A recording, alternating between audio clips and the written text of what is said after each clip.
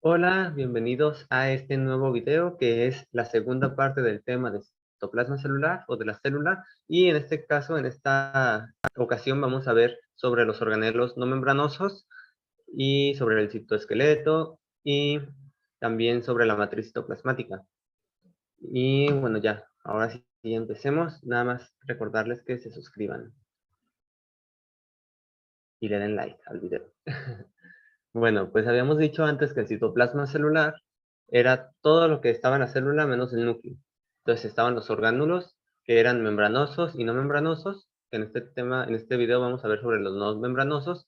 También tenía inclusiones, que los vamos a ver también en este video, y la matriz citoplasmática, también llamada citosol. Entonces, ¿cuáles son los organelos no membranosos? Es decir, que no están delimitados por una membrana. Pues son el proteosoma, el ribosoma, los centriolos, el centrosoma y los elementos del citoesqueleto.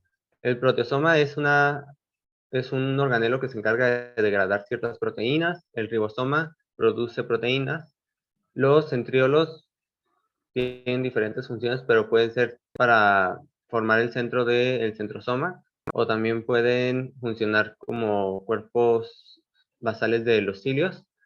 Y el centrosoma, pues es de donde salen todos los microtúbulos. De hecho, su otro nombre es centro organizador de microtúbulos. Y los elementos del citoesqueleto, pues tienen diferentes funciones y pues básicamente son los que le dan como que rigidez, forma, y también forman como que ciertas rutas para el transporte dentro de la célula. Y bueno, encontramos estos tres tipos de elementos del citoesqueleto. Vamos a hablar primero de los ribosomas, que como ya les había dicho, estos producen las proteínas en un proceso en el cual a partir del ARN, pues se traduce, y como ya les había explicado en el anterior video, ¿no? Es como un lenguaje y el ribosoma lo va leyendo y va poniendo aminoácido por aminoácido para al final conseguir polipéptidos o proteínas, dependiendo. Este está compuesto por dos subunidades, una mayor y una menor. La mayor es 60S y la menor 40S. Nada más, estos números de 40 y 60S son para eucariotas. Y bueno, hay dos tipos, los libres y los que están adosados o pegados a la pared del retículo endoplasmático rugoso. Habíamos dicho que los que son libres son los que van a producir proteínas intracelulares. En cambio, los que son adheridos al retículo endoplasmático rugoso producen proteínas que van a ser exportadas, que van a ser mandadas hacia afuera de la célula principalmente, y también pueden ser mandadas hacia otros orgánulos. Y pues su diferencia básicamente es que unos están ahí como flotando en el citoplasma y los otros no. Los otros están pegados al retículo endoplasmático rugoso. Entonces aquí veíamos el proceso, ¿no? Está el ADN, luego por medio de la transcripción se pasa a ARN, que sale del núcleo, y luego ya fuera del núcleo el ARN, pues si tiene, ya que se une a un ribosoma y empieza a traducirlo, el lenguaje del ARN a una proteína, a aminoácidos. Si tiene una secuencia señal, pues se pasa al retículo endoplasmático rugoso, que bueno, esto lo habíamos visto en el anterior video, recuerden. Y si no la tiene, pues se queda ahí en el citoplasma. Y bueno, pues ya pasa la traducción y se termina de generar la proteína. Y al final, bueno, si estaba en el retículo endoplasmático rugoso, se realizan modificaciones posttraduccionales ahí mismo y en el aparato de Golgi, y también pues si no está ahí, también se le producen modificaciones posttraduccionales a la proteína. Aquí vemos un ribosoma como se vería. Vean cómo va llegando el ARN, lo va leyendo y a la vez va sacando una cadena proteica. Ahora, los proteosomas, ¿qué son? Bueno, pues son orgánulos que se encargan de degradar proteínas. Esas proteínas son proteínas anómalas o que fueron mal plegadas, es decir, que fueron como que mal enrolladas, o que son de vida corta y que pues simplemente así es, aunque esté bien la proteína. Los proteosomas utilizan ATP, perdón, para poder degradar las proteínas y también para pasar para un proceso que se llama poliubiquitización, que es básicamente que se le van agregando una proteína llamada ubiquitina al, a la proteína y entonces se le forma una cadena de muchas ubicutinas. Entonces se le llama poliubicutina, cadena de poliubicutina. Y ya que tiene la cadena de poliubicutina, ahora sí el proteosoma puede detectar esa proteína y puede degradarla también por un proceso que requiere ATP. Entonces, básicamente la ubicutina, o más bien la cola, la cadena de poliubicutina, es como un fichaje o algo que se le da para que le diga al proteosoma, hey, estoy mal, degrádame. Y bueno, el proteosoma, al igual que el ribosoma, está formado por subunidades, como podemos ver aquí.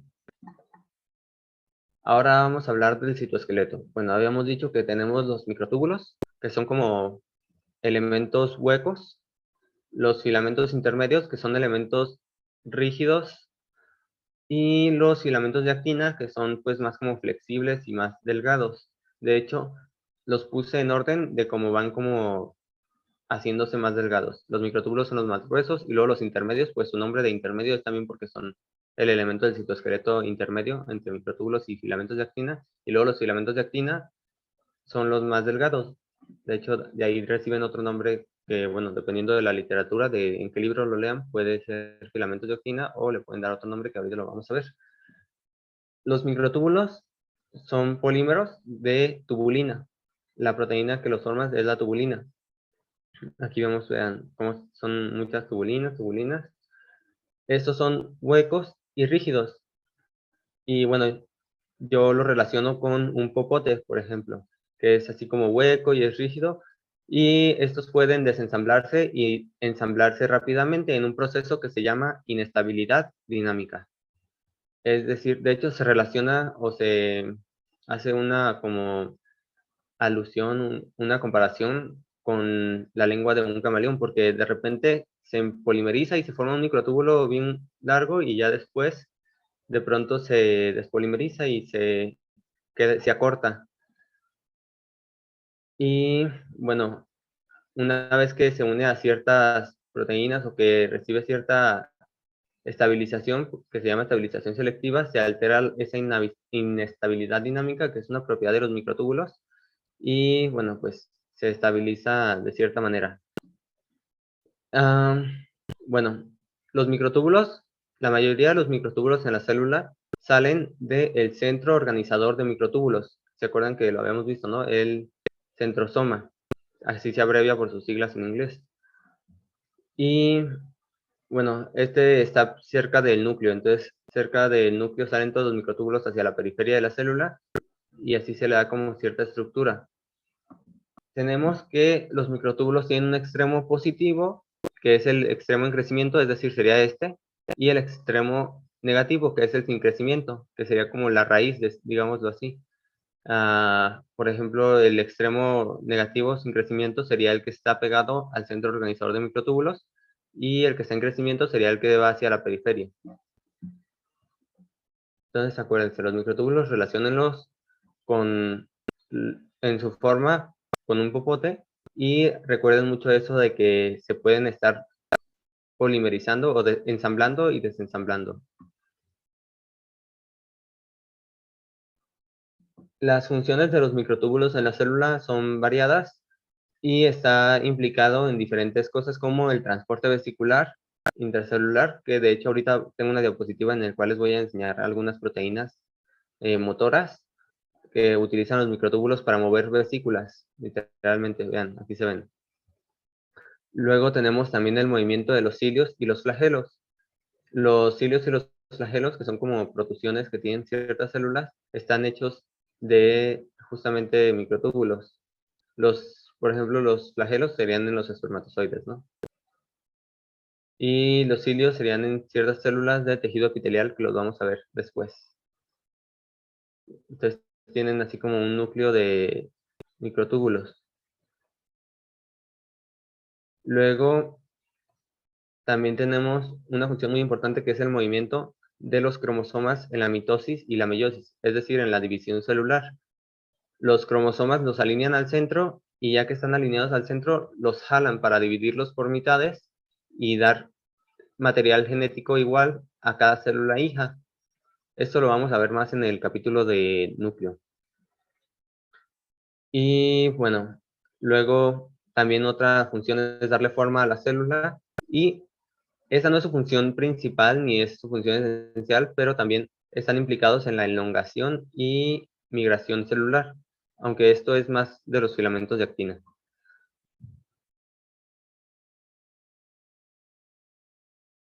Ay, cambió mucho. Ya. Aquí les decía que íbamos a ver una diapositiva de las proteínas motoras asociadas a los microtúbulos. Son proteínas que utilizan, o que si utilizan ATP, y a través de los microtúbulos mueven orgánulos, vesículas y demás estructuras. Tenemos dos tipos principales, las dineínas y las cinesinas. Son diferentes ¿en qué aspecto? ¿Se acuerdan que los microtúbulos tenían una polaridad, no? Un extremo positivo en crecimiento que va hacia la periferia de la célula, y un extremo negativo que es hacia adentro y que no está en crecimiento. Y bueno, la dineína lo que hace es mover del positivo, es decir, de afuera, al negativo, es decir, hacia adentro. Entonces, cuando se quiere mover una vesícula hacia adentro, se utilizan las dineínas. Aquí las podemos ver. Vean. En cambio, si queremos hacerlo lo contrario, es decir, mover de afuera, perdón, de adentro hacia afuera, es decir, o hacia la periferia, se utiliza la cinesina. Y bueno, aquí podemos ver la cinesina. Y aquí vemos un GIF de cómo se ve la cinesina moviendo una vesícula. Realmente se ve como si estuviera caminando. Se va moviendo las cabezas de la cinesina con ayuda del ATP, recuerden, y pues se va moviendo la vesícula que va cargando. Está muy bonito. También la dineína se parece, nada más es un poquito como, pues más, pues solo se parece. Ahora vamos a hablar de los filamentos de actina, y se acuerdan que les había dicho que tenía otro nombre, ¿no? Porque eran los más delgados, pues se les llama también microfilamentos. Su estructura es una estructura helicoidal, es decir, que forma como una hélice, así un enrollamiento de pues actina, es un polímero de actina. Son fibras finas, cortas y son flexibles. Yo lo relaciono como con los estambres, así que son dos hélices y son flexibles, son finos, y también tienen un extremo positivo y uno negativo. También en el extremo positivo, al igual que en los microtúbulos, aquí se agregan la actina, y en el negativo se disocian. Aquí es diferente. En los microtúbulos, en el negativo no está pasando nada. Y en cambio, en los de actina, sí se está disociando. Es como si estuviera agregándosele por un lado y quitándosele por el otro. Entonces se dice que todo lo que se le va agregando, al final de cuentas, se le va como tirando por la cola, ¿no? Esto está regulado por proteínas, porque hay unas proteínas que estabilizan los filamentos de actina para que ya no estén como en constante como formación y a la vez como desformación. Y bueno, sus funciones son el anclaje y movimiento de proteínas de membrana. Por ejemplo, el anclaje lo vamos a ver mucho en la parte de tejido epitelial, que hay proteínas, o más bien hay estructuras, en especial perdón, la zónula de Ahrens, que utiliza filamentos de actina. Digo eso, igual a lo mejor es demasiado para ahorita, pero básicamente si se agregan a la membrana por medio de ciertas proteínas. Y también otra función es que forman el núcleo, así como veíamos que en el cilio estaba formado el núcleo de microtúbulos. Hay otras evaginaciones de la membrana que se llaman microvellosidades, que tienen, en vez de microtúbulos adentro, tienen filamentos de actina.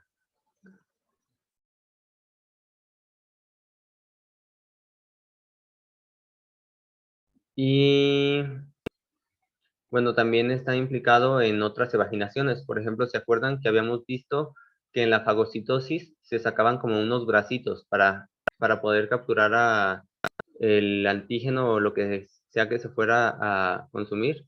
Bueno, pues esas evaginaciones, esos bracitos que se llaman pseudópodos, son formados por un núcleo de filamentos de actina. Y otra función es el movimiento celular.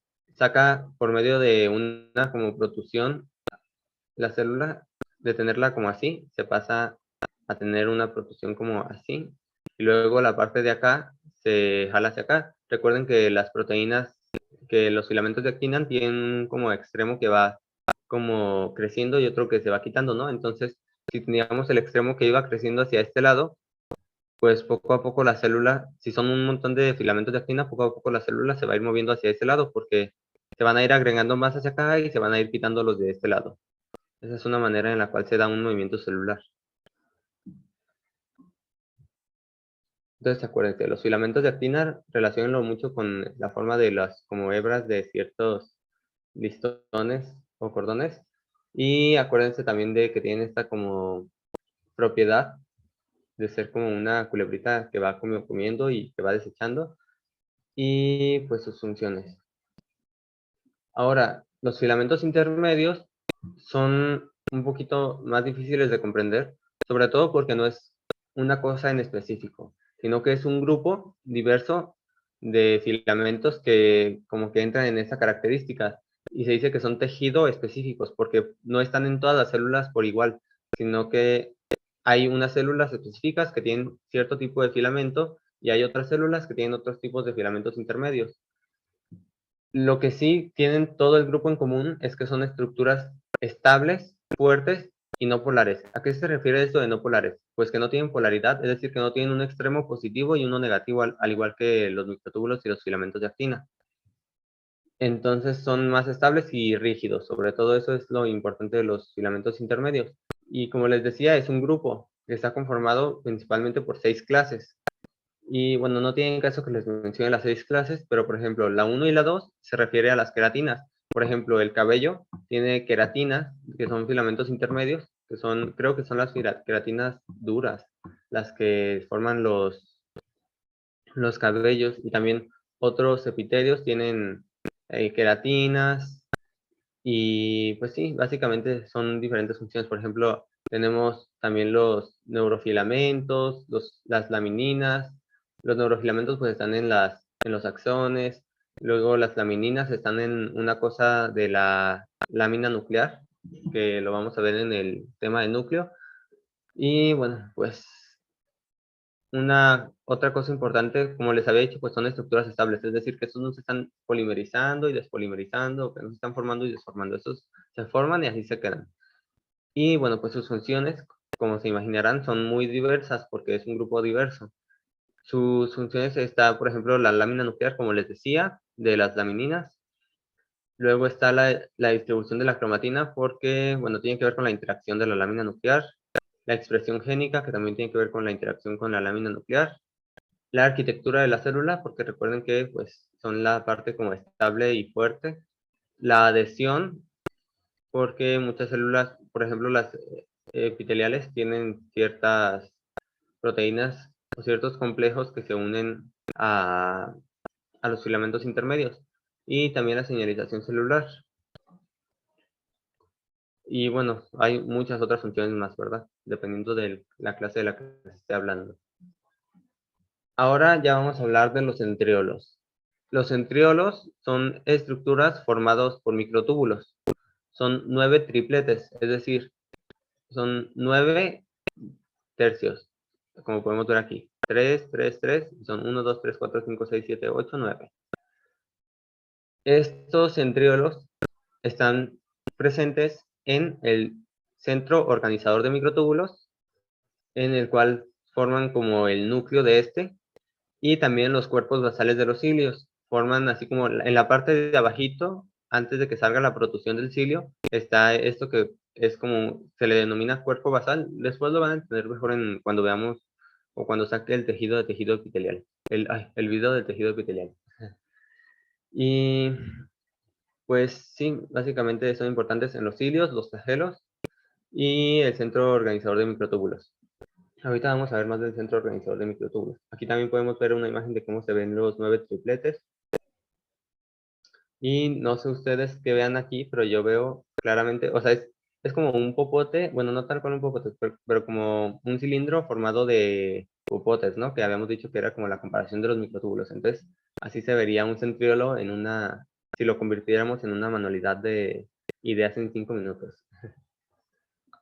Ahora vamos a hablar del centro organizador de microtúbulos, también llamado centrosoma. De él es de donde surgen la mayoría de los microtúbulos dentro de la célula, como lo podemos ver aquí. Ese es el centro organizador de microtúbulos, y aquí vemos cómo salen un montón de microtúbulos.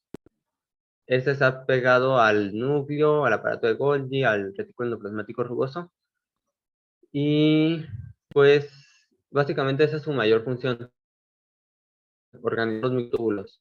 Solo hay uno por célula. Y también otra función, bueno, por lo mismo de que controla los microtúbulos, pues controla su cantidad, su polaridad, la dirección hacia la cual va, la orientación, la organización, etc.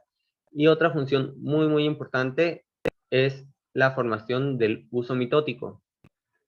¿Qué es el uso mitótico? Es que cuando una célula se duplica, se va a duplicar más bien, el centro organizador de microtúbulos se duplica y se va uno a un extremo y otro al lado opuesto.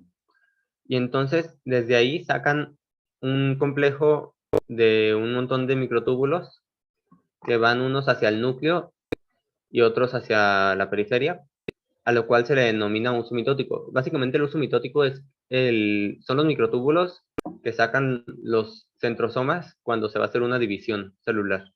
Entonces, estos microtúbulos lo que hacen básicamente es organizar los cromosomas en el centro, como podemos ver aquí, y ya que están en el centro, los jalan hacia cada lado de la célula, de tal manera que, bueno, ya al final pues se terminan haciendo dos células que tienen material genético igual.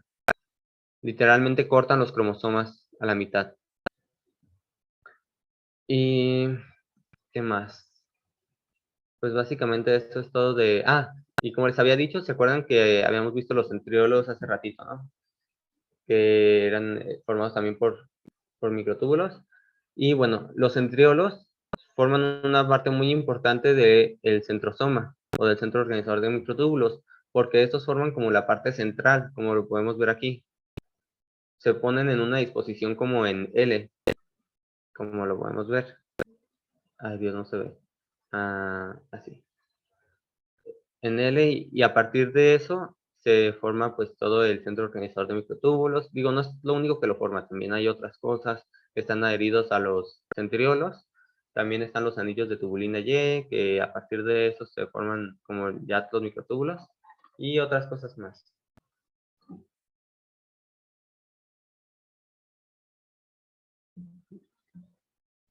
Ya casi terminamos. Vamos a ver las inclusiones, que son básicamente productos de la actividad metabólica de la célula, y pues pueden ser tanto residuos de una actividad metabólica o pueden ser reservas para después utilizarlos.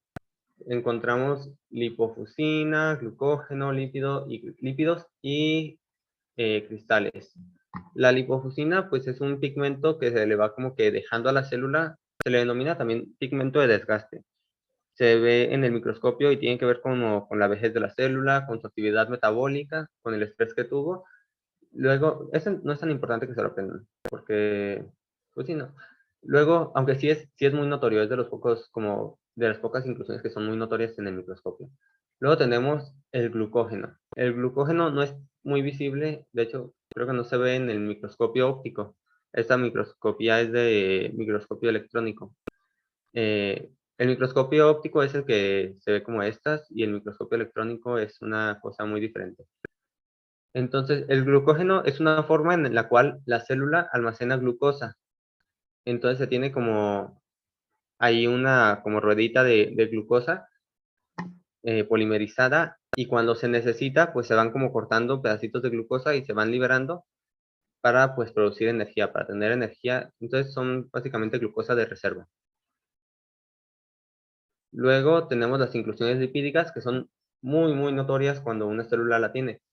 El ejemplo más conocido pues serían los adipocitos, que son las células de la grasa, básicamente del tejido graso, del tejido adiposo.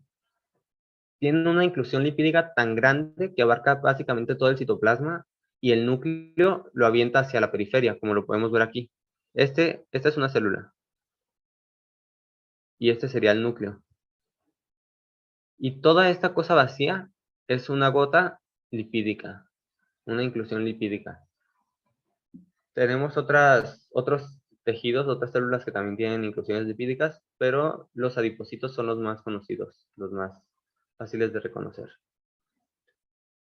De hecho, yo creo que es el tejido más fácil de identificar al microscopio. Y bueno, de las inclusiones cristalinas no son tan fáciles de identificar al microscopio, pero muchas células la tienen. Vean, aquí se ven, aquí también se ve una, otra. Y bueno, son diferentes tipos de cristales, que son diferentes compuestos.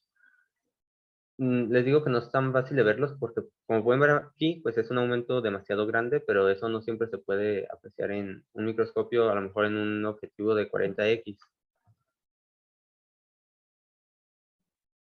Y ya lo último que vamos a ver es la matriz citoplasmática, o también llamado citosol, que es un gel acuoso en el cual hay disueltos electrolitos, es decir, sodio, potasio, calcio, cloro y demás.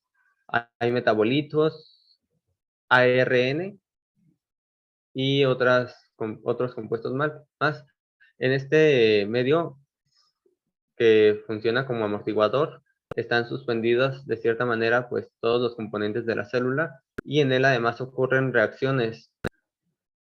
Forma como un medio de, como es un medio acuoso, pues es un medio en el cual se favorecen las reacciones metabólicas. Y pues ya es todo.